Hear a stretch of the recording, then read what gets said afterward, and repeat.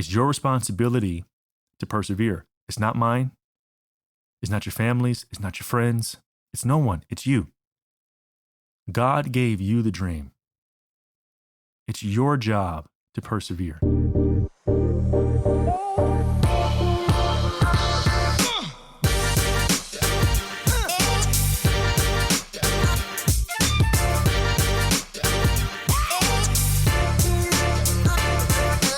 Welcome to the third quarter, a podcast that is committed to leaving the past in the rear view mirror so we can shoot towards a brighter future. And you are not listening to this by accident, my friend. No. And because of that, I'm so grateful that you're here. Before we get started, if you haven't done so yet, or if you're new here, don't forget to subscribe to the podcast wherever you get them so you never, ever miss an episode. And if you haven't rated us 5 stars and left a review, please do so. Because at the top of every week, we will always read a review of the week. And who knows, your review might be the one that we pick. Today, I want to talk about the importance of perseverance and why it's important to persevere, why it's important to continue to push through day in and day out, even when you're not seeing the results, even when you're not really feeling like what you're doing is working. Can I be honest? Like, it's not fun to feel like you're putting in the work and you're not seeing the fruits of your labor. And if you're someone that's like me, you have like this expectation in your mind, right? No one, like I remember when I wanted to make it to the NBA, I thought I was going to win championships, sign, $50 million, $100 million contracts. My mind was like there. I didn't dream about having 3 knee surgeries before the age of 21. Like that never was a thought that came into my mind. Like I never dreamed that I was going to have my nose broken in 2 places. I didn't think I was going to have all of my Division I scholarships taken away from me because of knee surgeries. That wasn't a thought I conceived in my mind, So when we dream, we often are always dreaming about the outcome that we want, right? Like that fairy tale part. And that's just not how the world works. It's just not how life is. You're not going to go through life without having dirt on you. You're not going to go through life without getting scraped up, cut up, getting some blood here and there. It's just not going to happen.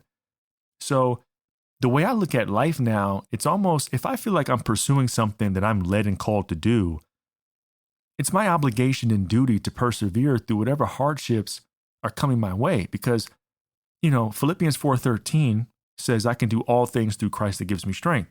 So if I believe that this is what I'm called to do, then all the things that's on this path I can have, but also all the things that I'm going to endure, I can overcome. And so perseverance is a part of the story. And sometimes I think we want to have things easier, right? And we want our journey to be a little bit more dirt-free. Like we want to be able to wear white t-shirts and not get them joints muddy, but that's not how this is going to work. Perseverance is a part of your story. You're going to have to be willing to persevere. Because let's also be honest, everything is not going to go according to plan. You are going to work with people that you don't get along with. You're going to have a boss that pisses you off. You're going to have a president that you didn't vote for in office. Your relationship may not go the way that you want. You may have to break up. You may have to move. You may have to do things that, this isn't what I wanted. This isn't how I dreamed. This wasn't a part of my plan. This wasn't in my journal. This wasn't on my vision board. Like, what is this?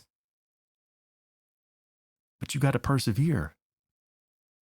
You got to take something that's not ideal and flip the script and make it ideal. You got to take something that was meant for your harm and flip it and make it to your good. Because remember, life is not one-sided. It's a double-sided coin. So if there's something in front of you that isn't ideal, that means there has to be something also there that is. But we get what we focus on. And if we're only going to focus on what's not going right, we're going to miss the opportunity to see the solution or to see the things that are going right. You get to decide how you get to look at your situation. Is life happening to you or is it happening for you? Is this person trying to bring you down? Or is this a setback that's leading to a setup? We get to decide how we perceive adversity. Now, I'm not here and being naive saying that, Ace, you're making it sound like it's easy. I know it's not easy. I know having that mentality takes work. I know there's a paradigm shift and there's deconditioning and there's unlearning. And if I could be honest, one of the biggest things I've learned now in my 37 years of existence is I've had to do a lot more unlearning than actually learning. I've had to shed some of the information that's been stored away in my operating system since elementary school. I've had to get rid of some of that. And one of the things I've had to get rid of is knowledge is power. That was on every single poster in every classroom in elementary school and middle school. Knowledge is power. And there usually was a picture of like a bunch of books. And then above it, it would say, knowledge is power. And as I got older, I realized, man, that knowledge isn't power. The application of the knowledge is where the power is. What good is knowing something if you don't use it? What good is knowing that a light switch turns the light on, but I never flip the switch? There may be power there, but you have to activate it. And so I've done a lot of unlearning, and I've had to really gain a level of understanding of my past and how I was raised and how I was brought up and things that I wanted to take with me and things I wanted to leave behind. And because it's my life and I'm called to do something different. And so there are things that have served me from my past and there are things that don't. That's with everybody. But perseverance is a part of the game. You cannot skip that step. And wanting to succeed or be a high achiever in this world without persevering, I don't know what it is that you're really asking for. What good is going to war without someone that's battle tested? How are you leading this troop if you've never been in battle? You can't learn this in a textbook. You can't YouTube how to be a general. You know what I'm saying? You got to be battle tested. I want the surgeon that's had some bodies that that they worked on. I don't want the one that this is day one. I want the one that's tried and true, that persevered. I don't want the one that dropped out of medical school and then, I finished up at YouTube University. I don't want that. I don't want that jabroni. I want the one that persevered. And so when it comes to you, perseverance is a part of the game. And if you're not willing to persevere, then you might as well just throw in the towel and go settle and live a life that is settling. And guess what?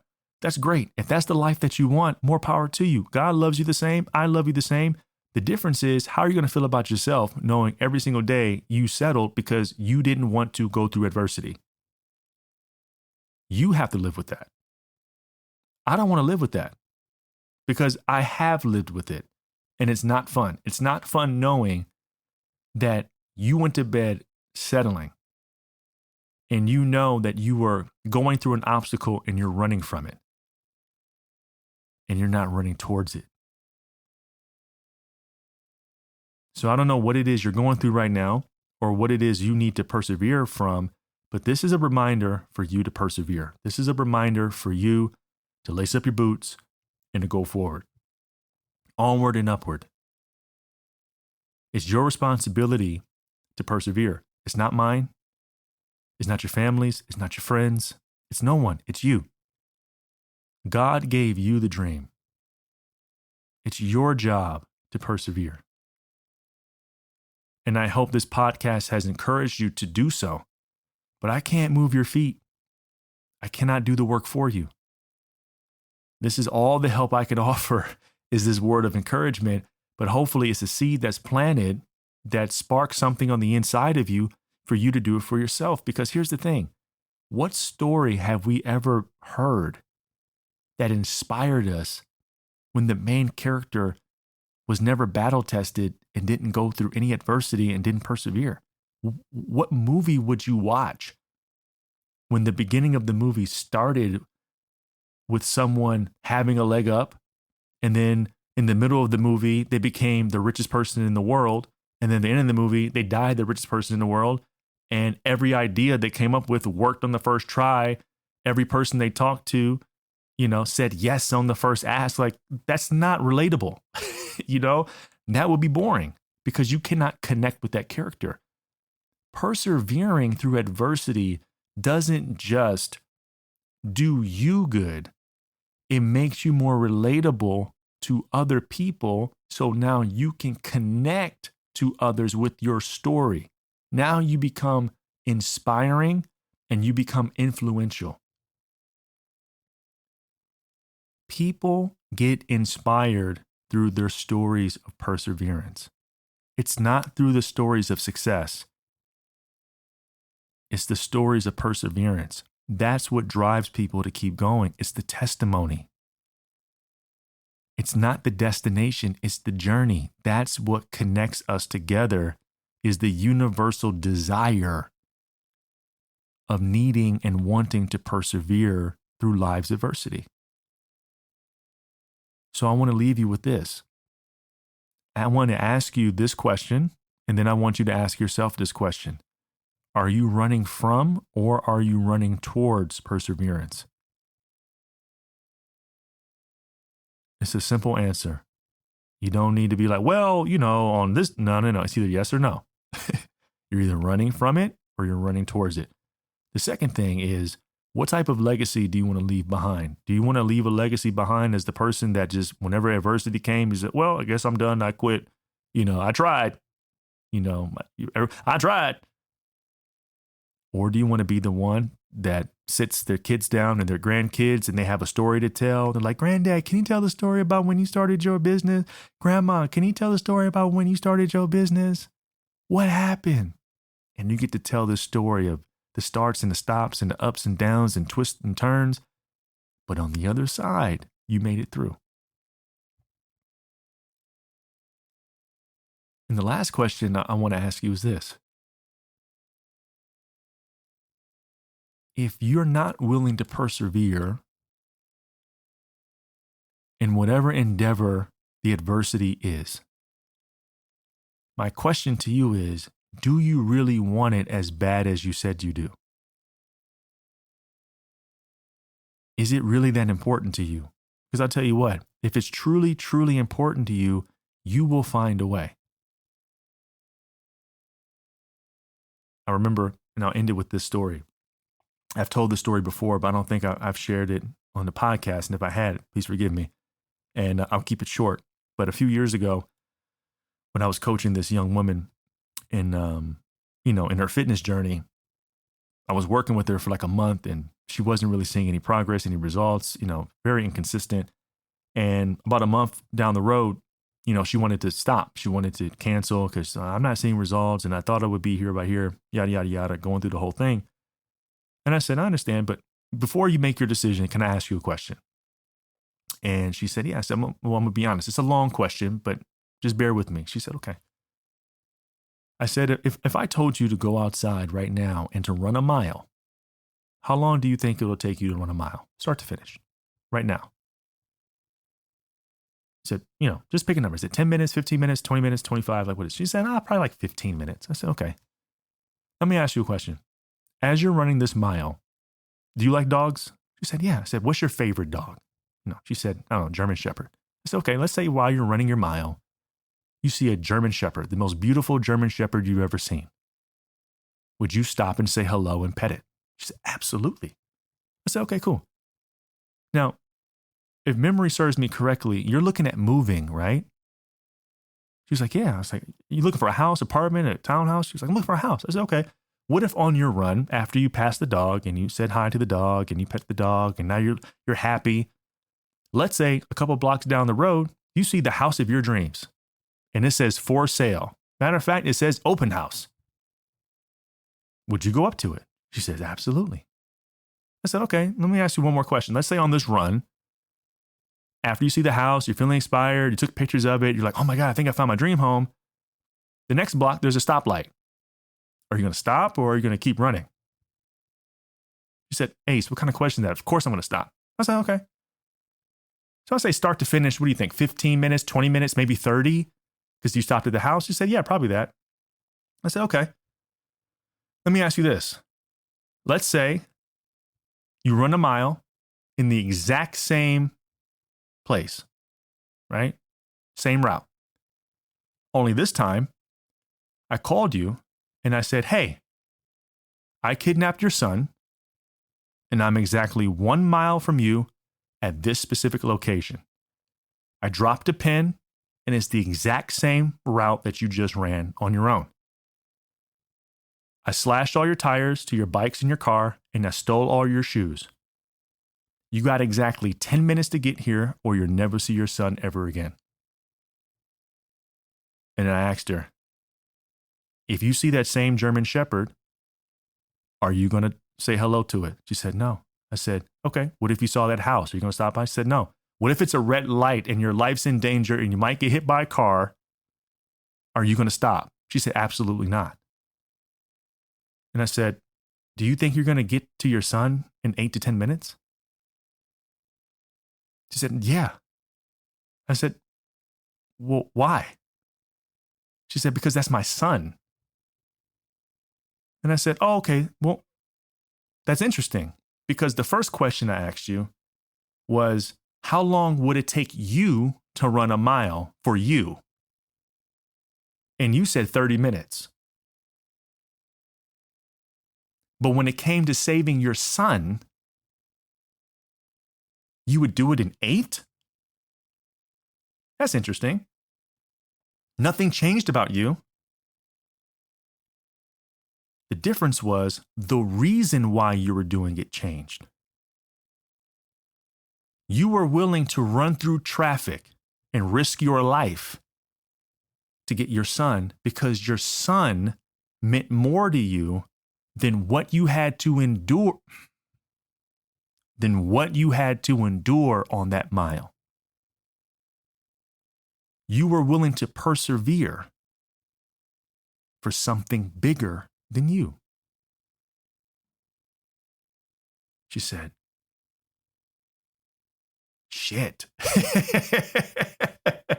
And she signed up for like 6 months. But the point that I'm making is, sometimes when you're not willing to endure something, it's not really an indictment really on your ability. It's really kind of an indictment. Is what you're doing really that meaningful to you?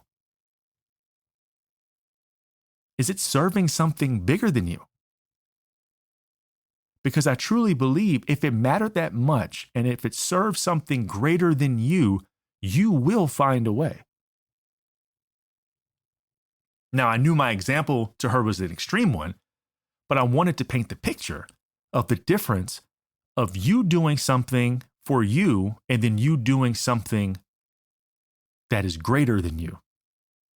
You are willing to go through the lengths and you are willing to endure whatever needs to be endured en route to getting the thing that serves a purpose that's greater than you. So perseverance is not just about what you want. It's not just about how skilled you are, how gifted you are, how talented you are. It's also about how important and how meaningful the thing that you're going after truly is, not to the external part of you, but to the internal part of you.